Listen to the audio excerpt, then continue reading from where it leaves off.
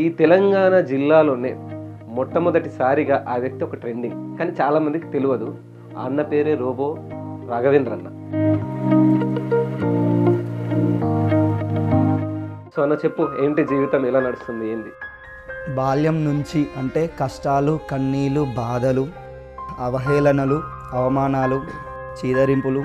మొట్టమొదటిగా ఒక సినిమాకు, సో ఏ సినిమాకు రాశారు? ధృతరాష్ట్రుడు అనే మూవీ నాకు ఒక అవకాశం ఇవ్వడం జరిగింది. మీ పాట రిలీజ్ కాబోతుంది, మీరు రాసిన పాట అన్నప్పుడు ఒక మాటలో చెప్పాలన్నట్టు మీ ఫీలింగ్? ఏకదాటిగా కారిన కన్నీరు. హెడ్ని రొటేట్ చేస్తూ తన నాలుకతో ముక్కును అందుకోవడం కానీ, అట్ ఎ టైం మన చెవుల్ని కూడా ఊపడం. సో అన్న అందులో చాలా ఎక్స్పర్ట్ అనమాట.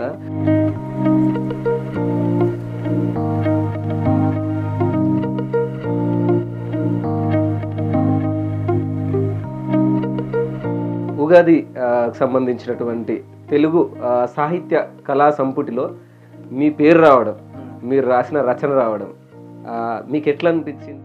చాలా అదృష్టంగా భావిస్తా. ఒక మాటలో చెప్పాలంటే నేటి జనరేషన్కి నువ్వేం సమాధానం చెప్తావు? నీ శక్తి ఏందో నువ్వు తెలుసుకో.